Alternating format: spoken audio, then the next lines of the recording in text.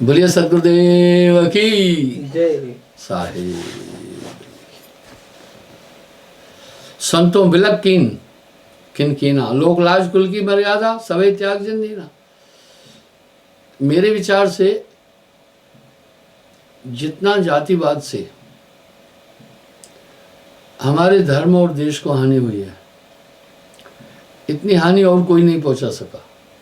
चाहे तुर्क आए, पुर्तगाली आए, अंग्रेज आए, ब्रिटिशर्स आए, उतना हमें नुकसान नहीं पहुंचा पाए जितना हमारे देश में हम लोगों ने खुद विविध भिन्नताएं और जातिवाद से देश को नुकसान पहुंचाया।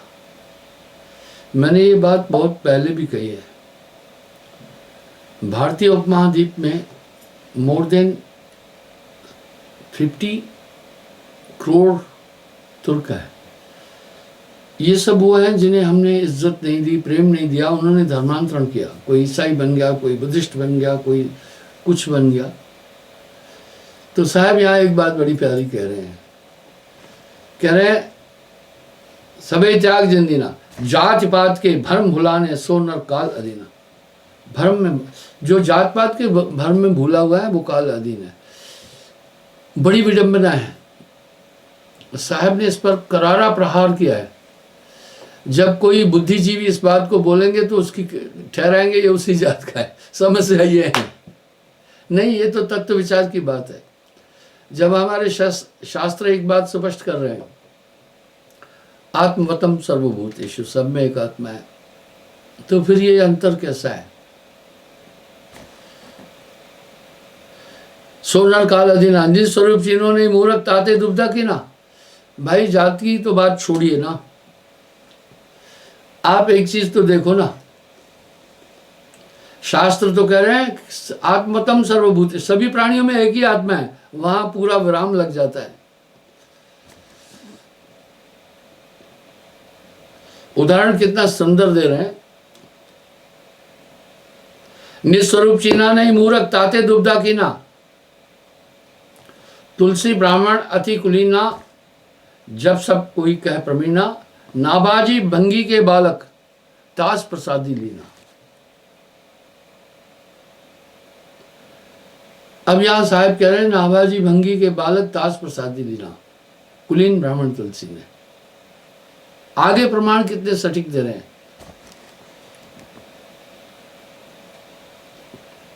राजा पीपा क्षत्रिय कुल के थे, रविदास महाराज उनके गुरु थे। बड़ी पुरातन बात साहब बोल रहे हैं। ना मानो तो और साक्ष्य बताऊं और सुना मतहीना। हाँ, मतहीन कर रहे हैं साहब, तंज कस रहे हैं। हे भ्रमित लोगों, मतहीन मतहीन बोल रहे हैं। मतहीन का मतलब जिसकी बुद्धि कम है। सुबह भक्त रैदास से अंतर प्रभु ने क्यों कभी ना। सुपज भक्त रविदास महाराज, शिवरी कौन कुलीन हतीजन, चाक शाक फल दीना। वाह, शबरी बेचारी आदिवासी कुल से थी, जिन्हें लोग बड़ी हीन भावना से देखते हैं। चाक चाक फल दीना। आप देखिए, राम जी को चख कर दिया फल कि भाई कहीं इनके पास खट्टा नहीं पहुंचे। वाह, प्रबल प्रेम के बस में प्रभु को नेम बदलते देखा है। वो तो प्रेम के अधीन होता है, वो किसी जाति और कुलीनता के अधीन नहीं होता है। मैं आपको एक वृत्तांत बताता हूं। विदुर बड़े विद्वान थे और विदुर का संपर्क वासुदेव कृष्ण से अधिक था। उनकी पत्नी भी बहुत भक्त थे। एक बार वासुदेव कृष्ण विदुर के यहां पहुंचे, आवाज लगाई। संयोगवश विदुर घर में नहीं थे। उनकी पत्नी स्नान कर रही थी। उनमें प्रेम इतना था, वासुदेव कृष्ण की आवाज सुनकर के दौड़ के आई, दरवाजा खोला कर। निवस्त्र थी। वो ये भी भूल गई कि कपड़े नहीं पहने। और क्या कर रही थी, केले को उनको खिला रही थी। तो क्या कर रही थी, गूदा फेंक रही थी, छिलका दे रही थी। वासुदेव कृष्ण छिलका खाते जा रहे थे। संयोगवश विदुर पहुंचे। विदुर ने अपनी पत्नी को ये नहीं कहा अरे तुम बेशरम कहां से आ गई बिना कपड़े पहने, नहीं बोला। विदुर बहुत विद्वान थे, समझते थे। यूं कहा अरे सुलक्षणी, प्रभु को गूदा तू फेंक कर छिलका खिला रही है। इस पर एक शब्द भी है, तज पकवान दुर्योधन के विदुर के घर जाके भोग छिलके का लगाते हैं। प्रबल प्रेम के बस में प्रभु को नेम बदलते देखा है। जहां हम मानव में भिन्नता रखेंगे वहां हमारी बहुत क्षति होगी। जिधर देखता हूं उधर तू ही तू है, हर शय में तेरा जलवा दिखता रूबरू है। मुझे बड़े कष्ट के साथ ये कहना पड़ रहा है। आज कुछ मतांतर जातिवाद के नाम से नाम देते हैं, एक ही विशेष जाति को नाम देते हैं। ये उचित नहीं है। इस पर मैं तंज कसता हूं। कुछ ऐसे संप्रदाय हैं सिर्फ वो हरिजनों को साथ लेते हैं। कुछ ऐसे संप्रदाय हैं बहुत प्रसिद्ध है, उनके पास असीम धन है, वो सिर्फ महाजनों को दीक्षा देते हैं। क्या हम प्रभु को भी बांट देंगे क्या? सब तो उसकी संतान है ना। कुछ ऐसे संप्रदाय हैं सिर्फ कुलीन और बड़े लोगों को दीक्षा देते हैं, जिसे ऊंची जात कहा जाता है। ये जात पात का दायरा बहुत नुकसान पहुंचा रहा है। मुझसे एक पत्रकार ने एक प्रश्न पूछा था, वो मैं कई बार बोल चुका हूं। मुझसे पूछा कि आपके पंथ की उपलब्धि क्या है। मैंने कहा भाई मेरे पंथ की उपलब्धि दो है। पहला, आप कश्मीर से कन्याकुमारी और कच्छ से कोहिमा पूरा भ्रमण करेंगे तो आपको कबीर पंथ में बेचारे पिछड़े, बैकवर्ड, आदिवासी, दलित वर्ग के लोग मिलेंगे। ये मेरा घमंड नहीं है, आप मेरी बात को ध्यान से सुनना। मैंने कहा मैंने ये मिथक तोड़ दिया। मैं मानता हूं कुछ पंथों में जनरल कास्ट के भी लोग हैं और कुलीन कास्ट के भी हैं, हरिजन भी हैं, पिछड़े भी हैं, पर उनके पास बहुतायत सिर्फ पिछड़े और दलित वर्ग की है। नाम मात्र के लिए 2-3% उनके पास लोग सवर्ण और जनरल कास्ट के हैं। मैंने ये मिथक तोड़ा। लाखों ब्राह्मणों को मैं साहब की भक्ति की तरफ ले, उनको समझा दिया, तो समझ गए। मैं किसी जाति धर्म का विरोधी नहीं हूं, मैं ब्राह्मण विरोधी भी नहीं हूं, हरिजन विरोधी भी नहीं हूं। मेरे गुरुदेव खुद कानकुब्ज ब्राह्मण है, ठीक। तो मैं किसी संप्रदाय, जाति, धर्म का विरोधी नहीं, न मैं उसका प्रचार करता हूं, न मंडित करता हूं, न खंडित करता हूं, बस सब में तेरा जलवा समा रहा है। मैंने कहा मैंने ये मिथक तोड़ा, लाखों ब्राह्मणों को साहब की भक्ति में लाया, वो समझ गए, उन्होंने मुझे बड़ा सहयोग दिया। लाखों क्षत्रियों को पूरे गांव के गांव मैं भक्ति में लाया, लाखों महाजनों को और सभी चारों वर्ण को समान। इतना ही नहीं, आप यूक्रेन में जाना, मैं 2-3 हज़ार ईसाइयों को भी नाम दिया, मुसलमानों को नाम दिया। मैं अब्रॉड घूमता रहता हूँ, बस आपको समझाने की शैली होनी चाहिए। मैंने कहा भाई पत्रकार जी, मेरी पहली उपलब्धि है। दूसरी मेरी ये उपलब्धि है, आप सर्वे करना। जो मेरे सत्संगी हैं वो फॉलो करते हैं, टॉप तरह से फॉलो करते हैं, नियम का पालन करते हैं। तो अभी यहाँ पर साहब एक सटीक प्रमाण दे रहे हैं, इससे देश का बहुत नुकसान हुआ है। हमारे संविधान में भी एक व्याख्या है, आप धर्म और जाति के नाम पर वोट नहीं लेना, ये उचित नहीं है। इससे राष्ट्र का विखंडन हो जाता है, दो गुट बन जाएंगे। इसलिए भारत में रहने वाला हर पहला उसका धर्म भारतवासी है, वो राष्ट्रीय धर्म है उसका। इसलिए इस विवाद से राष्ट्र का नुकसान हो जाता है, वैमनस्य बढ़ता है। ये चीजें दिल से निकाल देनी चाहिए। अच्छे लोग हर धर्म में हैं और आक्रांता लोग, भटके हुए लोग भी हर धर्म में हैं। बुद्धिमान और ज्ञानी लोग भी काफी जातियों, छोटी जातियों में भी हैं और ऊंची जातियों में भी है।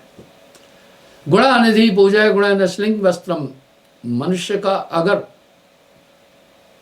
जात जन्म से नहीं है, जात कर्म से है।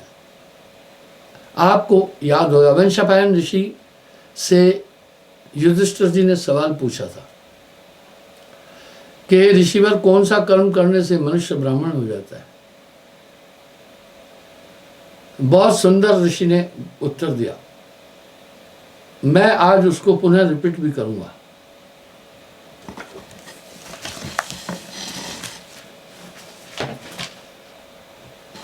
क्षमा चाहता हूं, बीच बीच में मुझे प्रमाण देने के लिए काफी उथल पुथल करनी पड़ती है। पेशे से अध्यापक और प्रीचर होने के नाते मैं इसको संयम से करता हूं। और अक्सर मैं एक बात बोलता हूं, भाइयों, दुनिया के अंदर मैंने उस बालक को 3 साल का है, मैंने कहा भैया ताता हो जाएगा, पेट में उल्टी हो जाएगी, भोजन खाकर नहीं दौड़ना है। समझ गया वो। बस हमारी शैली सरल हो तब हम सभी कार्य कर सकते हैं। युधिष्ठिर से प्रश्न पूछ रहे हैं, हे ऋषिवर, युधिष्ठिर प्रश्न पूछ रहे हैं, किस कर्म को करने से मनुष्य ब्राह्मण कहलाता है? उत्तर आप सुने, बड़ा क्लासिकल है। मन शापायन ऋषि के पास आ नृप युधिष्ठिर वचन प्रकाशा, कृपा करो करही कहिए ऋषिराया, कह गुण गही ब्राह्मण कहलाया। बोला, हे ऋषिवर, कृपा करके मुझे एक बात बताओ, किन चीजों को ग्रहण करने से मनुष्य ब्राह्मण हो जाता है? तब ऋषिराय कहे समझाए ब्राह्मण को यह गुण बतलाई। तब उसको ब्राह्मण का गुण बतलाया। गहे धर्म और धर्म के गुण को, कभो अधर्म अकर्म उनको। धर्म के द्वारा दी हुई इंस्ट्रक्शन का फॉलो करे, वो धर्मिष्ठ है। सिर्फ जन्म लेने से धर्मिष्ठ नहीं हो जाता है, वो अपनी क्रियाओं के द्वारा धर्म का अनुकरण करता है। जैसे हमारे धर्म के 2 सिद्धांत हैं, सत्य और अहिंसा। अगर वो इसको धारण कर रहा है तब वो शुद्ध हिंदू है, अगर नहीं कर रहा है तो उसके हिंदुत्व में भी दोष है। द्वितीय कभो न मांस खाए। देखिए ना, ये शास्त्र तो मेरे द्वारा लिखित नहीं है ना, ये तो वेंकटेश्वर मिशनरी प्रेस बंबई से छपे है। क्या कह रहे हैं? द्वितीय कभो मांस न खाए, कभो न कोई जीव सताए, मांस न खाए। साहब ने तो कितना कठोर कह दिया। मांसाहारी मानवा, प्रत्यक्ष राक्षस जान, इनकी संगत मत करो, है भक्ति में आन। द्वितीय कभो मांस न खाए, कभो न कोई जीव सताए, किसी जीव को नहीं सताना। ये आत्मा 84 लाख योनियों में आत्मा समान है और हर जगह आत्मा सुख ढूंढ रही है, क्योंकि ये कबीर कबरा तेरो घर कंदा में ई जग रहत बुलाना। आत्मा कभी परमानंद में रह चुकी है, इसलिए इसका ये नेचर है।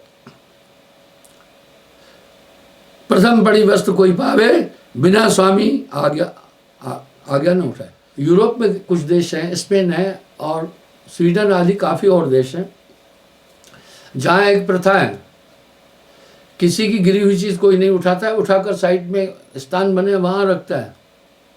देखा क्या आचार संहिता है यार, गजब है। चोरी की तो बात छोड़ दीजिए, मैंने ये बात पहली बार बोली, पहले भी बोला।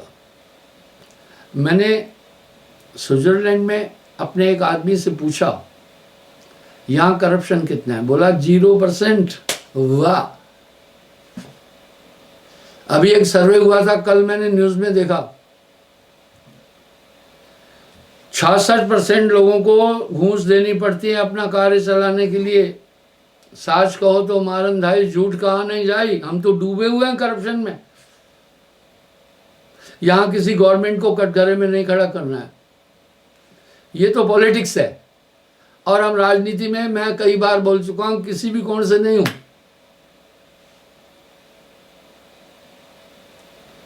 किसी भी कोण से नहीं हूं। और उसमें आया सर्वे में 33% लोगों ने कहा मजबूरी में हमें घूस देनी पड़ती है। वाह।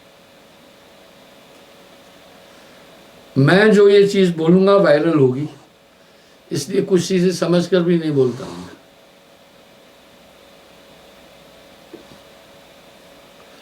आश्रम में हमें जमीनें खरीदनी पड़ती हैं, काफी मगजपच्ची करनी पड़ती है। हम चंदा भी नहीं करते। मेरे एक आदमी ने किसी को 50,000 रुपया घूस दिया किसी जमीन के बाबत। मैं नाराज हुआ।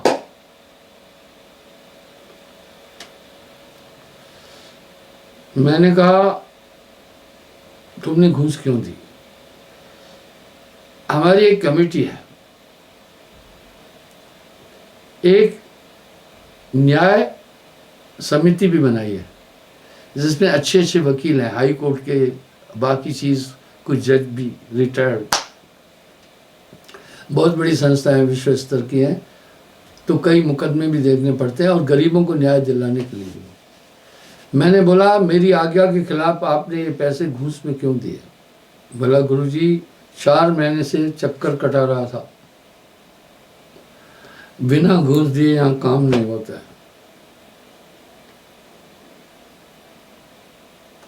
मैंने कहा कुछ कार्रवाई करें। बोला गुरुजी कार्रवाई नहीं कर सकते। क्यों? बोला आगे भी हमें जमीनें खरीदनी है, ये ऐसी ऐसी टेक्निकल पॉइंटें निकालेंगे, आप जमीन नहीं खरीद पाओगे। इसलिए गुरुजी माफी चाहता हूं, आपके शब्द की उल्लंघना हुई। उसमें 33% लोगों ने ये बोला है हमें घूस मजबूरी में देना पड़ती है।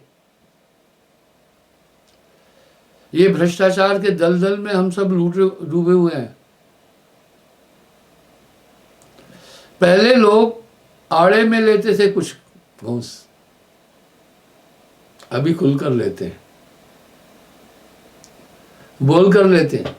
बहाना क्या, ऊपर देना पड़ता है। वाह भाई वाह। तो क्या है, हक की कमाई खाना है। घूस देना और लेना दोनों अपराध है। देखा, मेरा वो कार्यकर्ता स्वयं एक अधिकारी था, वो जानता था कि मैं नाराज हूंगा इससे, लेकिन बोला वो जमीन आवश्यक थी गुरुजी, उसके बिना हमारा कार्य नहीं चल रहा, लेना जरूरी था। कहीं पार्किंग करनी पड़ती है, कहीं कुछ करना पड़ता है। 4 महीने मुझे चक्कर काटते हुए कुछ न कुछ नुक्स। घूस लेने वाला घूस नहीं मांगता है, यही तो खूबी है। वो मजबूर करता है कि आप खुद कहें ले ले घूस, यही तो खूबी है, मांगता नहीं है। फिर एक बड़े अधिकारी ने कहा इस पर थोड़ा करप्शन में कार्रवाई करते हैं। तो मेरे उस सत्संगी ने कहा महाराज नहीं करना, फिर ये एक गुट हो जाएंगे और आगे आप जमीनें नहीं खरीद पाएंगे, कुछ ना कुछ नुक्स निकाल देंगे। वाह क्या बात है, क्या बात है। मैंने फिर जर्मन में एक से पूछा, मैं घूमता रहता हूं ना, बोला 1 से 1.5%, मैं देश का नाम नहीं लूंगा, एक देश के राष्ट्रपति ने घूस लिया, उसकी टिकट कटवा दी थी 2 मिनट के अंदर। मुझे एक कहावत याद आ गई, अपनी बात पहले बताऊंगा। मुझे आर्मी कोटा से प्लाट अलॉट हुआ, थोड़ा उसमें कंस्ट्रक्शन थी। सैनिकों के लिए हर एक स्टेट की गवर्नमेंट ने 2-3% कोटा रखा है मकान के लिए, नौकरी के लिए, क्योंकि वो जटिल सर्विस करके बहुत मुश्किल से आते हैं। जब वो मुझे मकान अलॉट हुआ, उसका नक्शा बनाने में मुझे 5 साल लगे।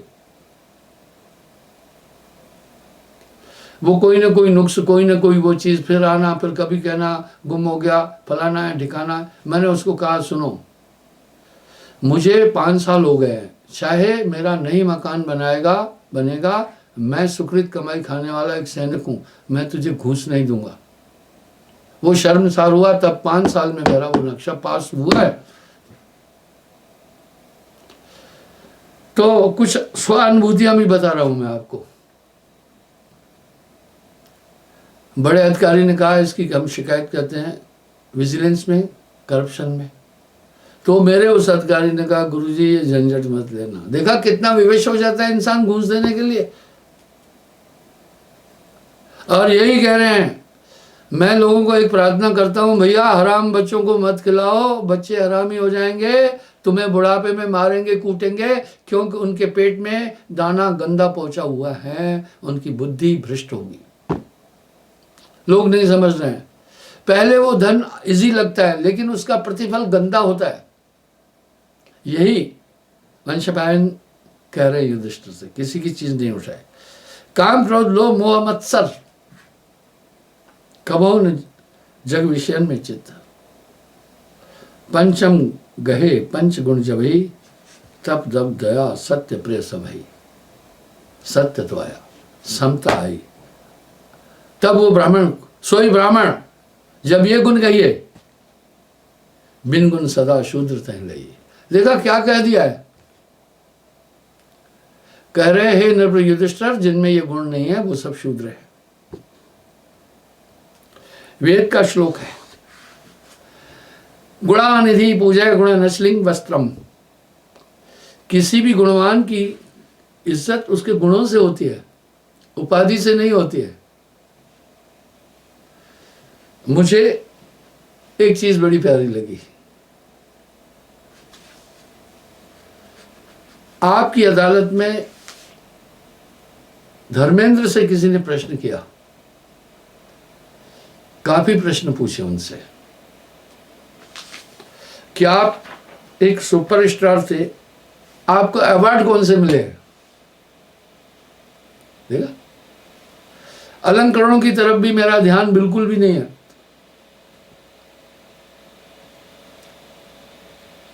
पता है, धर्मेंद्र ने हंसकर एक बहुत प्यारी बात बोल दी। बोला, सबसे बड़ा अवार्ड ये जो पब्लिक का मेरे प्रति प्रेम है ना, ये है। तो आप सोचें, यानी उसने क्या संकेत दे दिया कि भाई अवार्ड तो जितने हैं ये सब पॉलिटिकल साइड के होते हैं, लेकिन जो पब्लिक के हृदय में मेरे प्रति स्नेह है, प्रेम है, वो मेरा सबसे बड़ा अवार्ड है।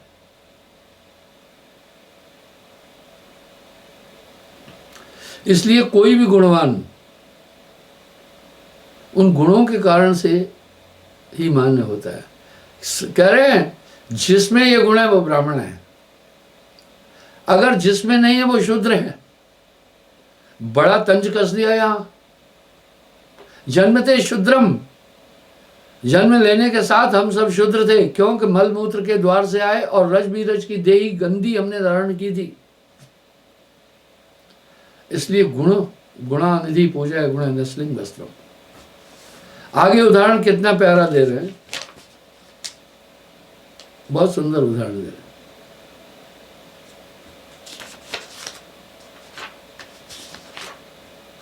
उदाहरण बड़ा सटीक दे रहे हैं।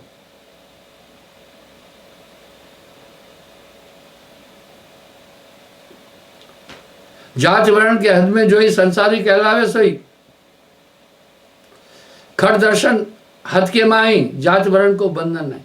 कह रहे हैं इसलिए मेरे गुरुदेव अपनी जात किसी को नहीं बताते थे। एक दिन अयोध्या जी में मैं गुरुदेव जी को अपनी साइकिल पर ले गया, बहुत पुरानी बात है। दादा गुरु जी का फोटो था, वो मढ़ाना था। तो वहां हम बैठे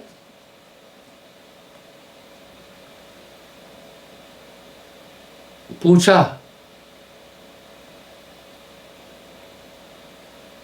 भाई कितने पैसे लोगे? उन्होंने कहा इतने। कहा अच्छा बढ़ दो, हम अभी ले जाएंगे। बोला ठीक है, प्रेम करना था। इतने में एक कुलीन व्यक्ति पहुंचा। मैं किसी जाति के खिलाफ नहीं। उसने मेरे गुरुदेव से एक प्रश्न पूछा, बाबा जी किस जात के हो? वेदानुकूल वेद में लिखा है, आप चाहे चेक करना। ब्राह्मण को सवर्ण सम्मान दे, वो ब्रह्म मानता है, और ये विधान है। ब्राह्मण 4 वर्ण की कन्या से विवाह कर सकता है। ब्राह्मण 4 वर्ण की कन्या से विवाह कर सकता है वेदानुकूल। उससे उत्पन्न, वो चाहे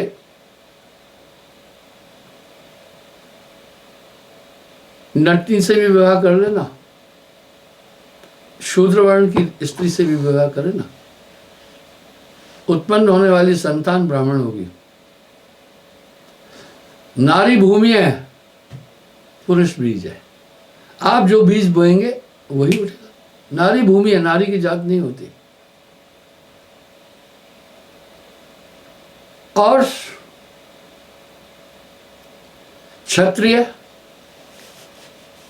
और ब्राह्मण का आचरण बाकी वर्ण पूजेंगे, चारों वर्ण। क्षत्रिय 3 वर्ण में शादी कर सकता है। क्षत्रिय ब्राह्मण वर्ग में नहीं करेगा, ब्राह्मण पूजनीय का। क्षत्रिय वर्ग में, वैश्य वर्ग में, हरिजन वर्ग में कर सकता है शादी। उसके द्वारा उत्पन्न संतान वो सब क्षत्रिय होगी। और वैश्य, महाजन 2 वर्ग में शादी कर सकता है, बनिया और शूद्र में भी। उसके द्वारा उत्पन्न संतान वैश्य कर रही। हरिजन के लिए कह दिया एक वर्ग, व्यवस्था ऐसी थी, सिर्फ अपने वर्ग में। कहने का ये भाव। और दूसरा क्या है, ब्राह्मण को पूजनीय बोला सभी वर्ग के लिए, लेकिन सन्यासी को ब्राह्मण भी प्रणाम करेगा। सन्यासी अच्युत गोत्र होता है, उसकी कोई जात नहीं होती है, उसको ब्राह्मण भी सम्मान देगा, प्रणाम करेगा। इसलिए सन्यासी की कोई जात नहीं है। आगे साहब क्या बोल रहे हैं, इसलिए गुरुजी नहीं बता रहे थे उसको जात, जबकि मेरे गुरुदेव संभ्रांत ब्राह्मण है, जात नहीं बताई। तो उन्होंने बताया क्या तंज कसा। जब मेरे गुरुदेव ने कहा जात पात पूछे ना कोई, प्रभु को भजे सो प्रभु को ही। बोला ये तो भाई रविदास महाराज ने बोला, इसलिए चर्मकार थे, तो आप भी वही होंगे। थोड़ा मुझे खटका, जैसे मैं कुछ बोलने वाला था, गुरुदेव ने हाथ पकड़ा नहीं। बाद में मुझे समझाया, मधु हम लोग सन्यासी हैं, कभी जात नहीं बोलना अपनी। मुझे याद नहीं मैंने कभी अपनी जात बोली, इसीलिए मेरे पास चारों वर्ण है। मुझे एक फायदा हुआ, मुझे कुछ लोगों ने चर्मकार बोला, मैंने सफाई नहीं दी। क्या फायदा हुआ, रामदासी भाई खूब आ गए मेरे पास, कहा ये अपनी जाति का गुरु जी है, चलो। किसी ने मुझे भगत बरादरी बुनकर बोला एक कबीर को पकड़ा है बुनकर होगा, ठीक है। मैंने नहीं बोला मैं कौन हूँ। फायदा इतना हुआ, बुनकर लोग भी आ गए, भगत लोग भी आ गए, देखो कितना फायदा हुआ। फिर कुछ लोगों ने कहा ये यज्ञोपवीत धारण करता है, ये क्षत्रिय है। यज्ञोपवीत तो मैं बचपन में धारण किया था, यज्ञ करा कि माता पिता ने। मैंने कुछ नहीं बोला, मैंने पुष्टि नहीं की। फायदा हुआ, बहुत क्षत्रिय मुझसे दीक्षा ले लिया। कुछ ने कहा ये ब्राह्मण है, यज्ञोपवीत धारण करता है, ब्राह्मण है। देखा मेरे इस प्रयास से कितना बड़ा लाभ हुआ, चारों वर्ण आ गए, चारों वर्ण आ गए। मनुष्य की जात पहचान। अभी आगे साहब क्या बोल रहे हैं वो ध्यान से सुनिए। जाति वर्ण मिथ्या होए मिथ्या होई ताको साधु न माने कोई, विप्र शूद्र कर्मते होई ताको साधु न माने कोई। गस्ते अचल मुनि छुपाए, केश पिंगल मुनि उल्लू से जाए। हाथी से ही अचल मुनि हुए, हथनी से, केश पिंगल उल्लू से, पुष्प अगस्त, अगस्त उत्पन्न, अगस्त पुष्प से अगस्त ऋषि की उत्पत्ति हुई जो समुद्र पी गया था। कौशिक मुनि कुश से प्रकटाना, कौशिक ऋषि कुश से उत्पन्न हुए। कपि से कपिल मुनि सुपाए, कपि बंदर को, बंदरिया से कपिल मुनि की उत्पत्ति हुई। लता शाक गौतम ऋषि जाए, लता शाक को गौतम ऋषि जाए। द्रोणा से द्रोणाचार्य बखाना, ऋषि तीतरी तीतर माना, रस से परशुराम प्रकट आए, रस से परशुराम प्रकट आए। श्रृंगी ऋषि हिरणी से जाए, कैवर्तन से व्यास कहाई, विश्वामित्र चंडालन जाए। विश्वामित्र की जो मां थी चंडालन थी। ब्रह्मा आप कमल और कमल से हुई, सकल सृष्टि का कर्ता सोई। वेशा से वशिष्ठ मुनि भयउ, इत्यादि मुनि ब्राह्मण कहो। ये सब ब्राह्मण कहलाए। आगे क्या है? नहीं ब्राह्मणी इनकी माता। अब यहां साहब क्या कह रहे हैं? इनकी मां ब्राह्मणी नहीं थी, नहीं ब्राह्मणी इनकी माता। तो जगत में ध्वज विख्यात, ध्वज ब्राह्मण को कहते हैं। ये सब ब्राह्मण कह रहे हैं। साहब ने बड़े सटीक उदाहरण दिए। इतना तर्क था साहब के पास कि किसी के पास कार्ड नहीं थी उनकी। तो बंधुओं, मैं क्षमा चाहता हूं कि मैं जाति और किसी अन्य धर्म का विरोधी नहीं। एक मेरे हृदय में कठिन और ठोस विचार है, ये मिथ्या है।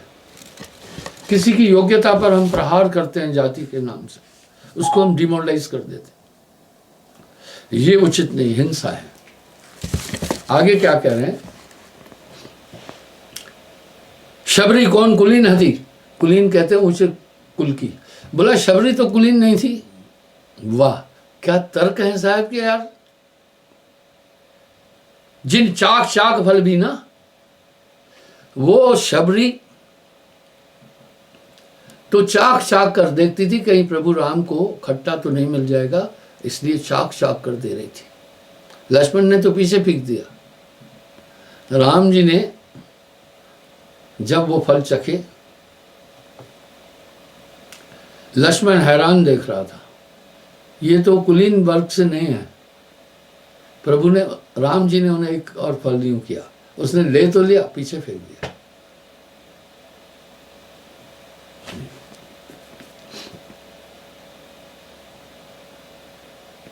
सो प्रसाद पावन हरि मन में। इस तरह विदुर ने अपनी पत्नी को कुछ नहीं बोला कि तुम नंगी कैसे आई हो। विदुर भक्त थे, ज्ञानी पुरुष थे, क्योंकि साहब ने विदुर को दीक्षा दी थी। सिर्फ इतना कहा, हे सुलक्षणी, तू छिलका प्रभु को देकर गूदा फेंकती जा रही है। उसको होश आया, हाँ, फौरन दौड़ के गई, कपड़े पहन के आई। कपड़े पहन के जब आई, अब केला छीला और वासुदेव कृष्ण को गूदा दिया, छिलका फेंका। वासुदेव कृष्ण ने मुंह में रखकर फेंक दिया। पता है क्या बोला? वो रस नहीं है जो उसमें था। उस समय अपने आपे को वो भूली हुई थी। आपा मेटे गुरु भजे तब पाए दीदार। भैया, जितना आप सत्संग सुनेंगे आप उतने पुष्ट हो जाएंगे। बिना सत्संग को मत नहीं छूटी। प्रबल प्रेम के बस में प्रभु को न बदलते देखा है।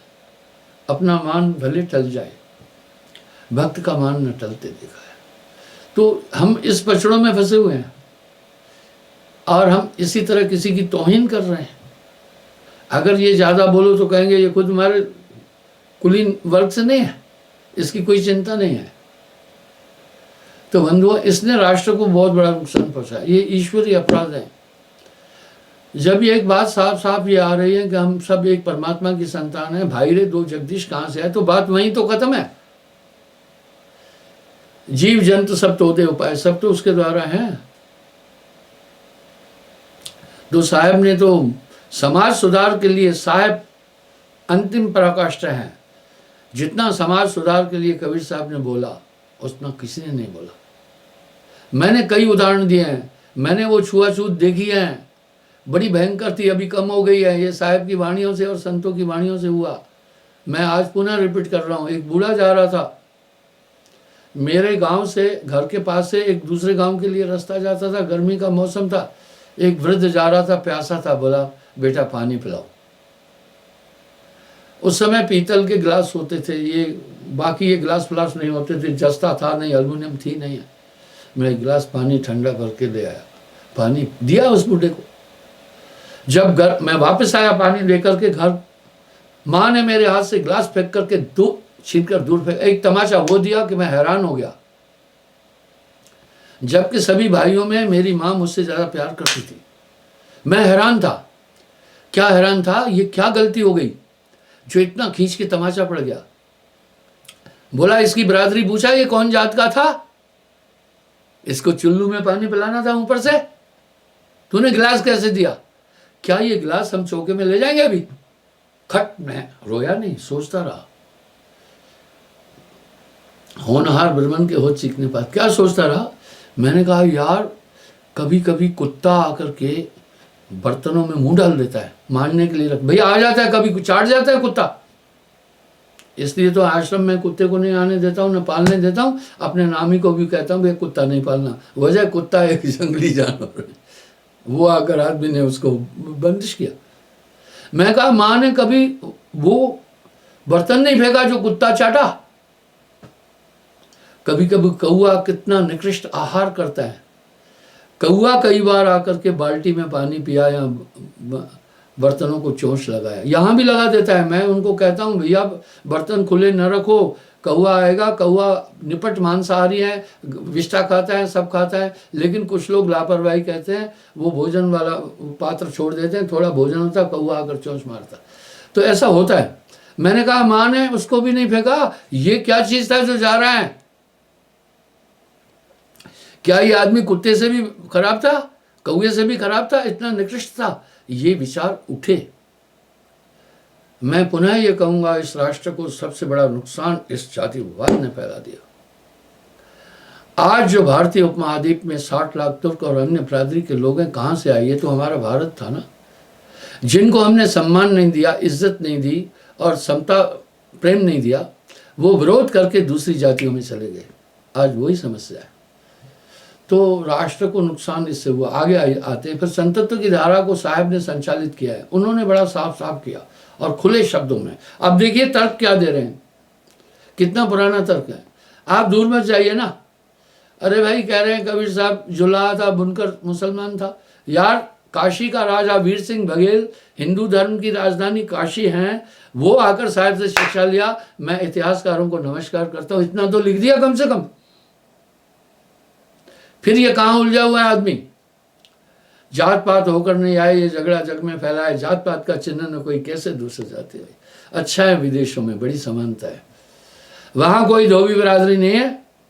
जो धोबी का काम किया उसको धोबी कहते हैं। वहां कोई कुमार नहीं है, वहां कोई मोची और वो नहीं है। वहां सिर्फ बूट मेकर कह देते हैं, जो सिर्फ वही काम करता है। यहाँ तो वो सब चीजें थापे थापे हम चल रहे हैं। जात जात क्या कहते हैं, जात तो जाति जात, जात का मतलब जा रही है। तो आज भी हम देख रहे हैं थोड़ा सा इन चीज़ों में हम उलझे हैं। मुझे चुनाव के समय बड़ी हताशा मिलती है। मैं देखता हूँ कोई जाति के नाम पर वोट मांग रहा है, कोई धर्म के नाम पर वोट मांग रहा है, कोई बिरादरी के नाम पर वोट मांग। अरे विकास के नाम पर चलिए, आप विकास के नाम से वोट मांगे। विशाल भारत में सबको रहना है, हम मिलजुल करके रहें, उसी में आनंद है, उसी में सुख है।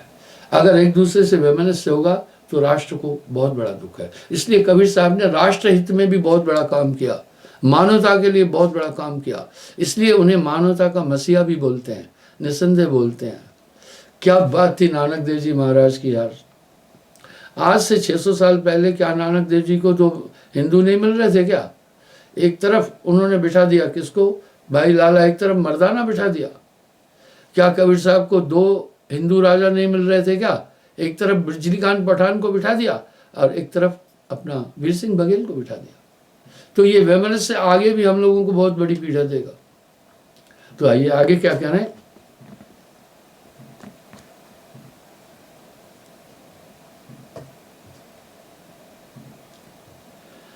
संतो सदगुरु अलग लखाया, परम प्रकाश पुंज गान घन घट भीतर दर्शाया, मन बुद्धि बाण जाय नहीं जानत, वेद कहत सब छाया।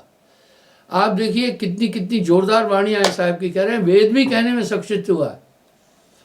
वेद कहे में भेद न जाना, थका विचारा विचारा। एंड में वेद कह रहा है नेति नेति नेति।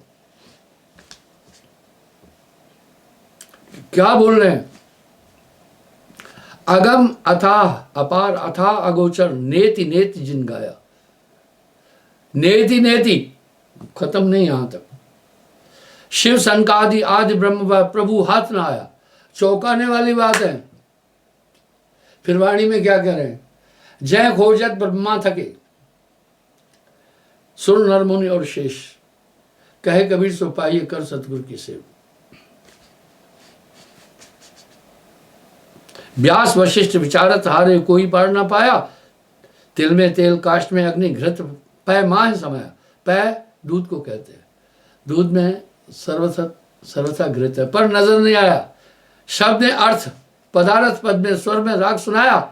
बीज माहे अंकुर तरु शाखा, पत्र फूल फल छाया। त्यो आत्म में परमात्म दर्शे, ब्रह्म जीव और माया। बड़ी विडंबना है। हमारे शास्त्र तो डायरेक्शन दे रहे हैं कि आत्मवतम सर्वभूतेषु।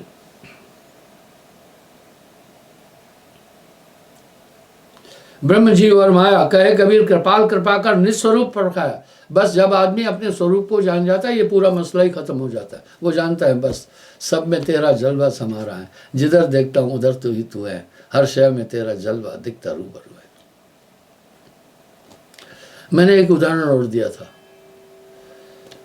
हमारे गांव में मिडिल स्कूल था और हाई स्कूल हमारे गांव से पढ़ने के लिए जाना पड़ता था 4-5 किलोमीटर। तो हमारे उस मिडिल स्कूल में 6-7 गांव के बच्चे आते थे। एक बार एक हरिजन बालक आया, कमल सिंह नाम था। मध्य प्रदेश में हरिजन भी सिंह लगा देते हैं। तो जब उसकी उस समय जाति होती थी, कोर्टों में भी जाति लेकर के पुकारते थे, फलाने जात का हाजिर हो जाओ। यही तो था पहले।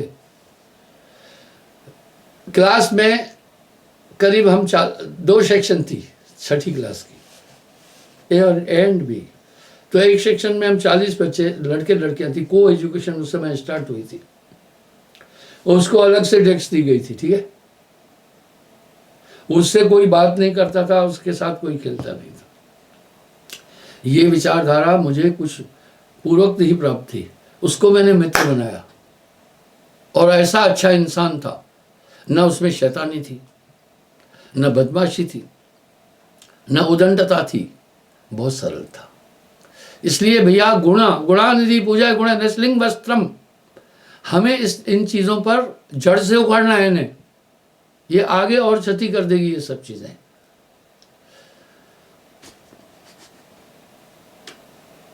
जहां जाए हंस, फिर हंस ना आवे। भवसागर के पारा, सूर्य चंद्र नहीं तहां प्रकाशत नहीं, न मंडल तारा। उदय न अस्त दिवस नहीं, रजनी बिन ज्योति उजियारा। 5 तत्व गुण 3 तहा नहीं तह सृष्टि पसारा। तहा न माया कृत प्रपंचीय लोक कुटुंब परिवार। साहब के ये शब्द कोई वो फिल्मी दुनिया वाले शब्द नहीं है तुकबंदी। ये शब्द तो प्रेरणा दे रहे हैं। इतनी सहज भाषा से साहब ने पूरे अपने तथ्य समाज तक रखे कि अद्वितीय है, इसका कहीं प्रमाण मिल नहीं सकता है। क्षमा चाहता हूँ, समय अधिक हो गया। कल पुनः मैं हाजिर हो जाऊंगा साहब।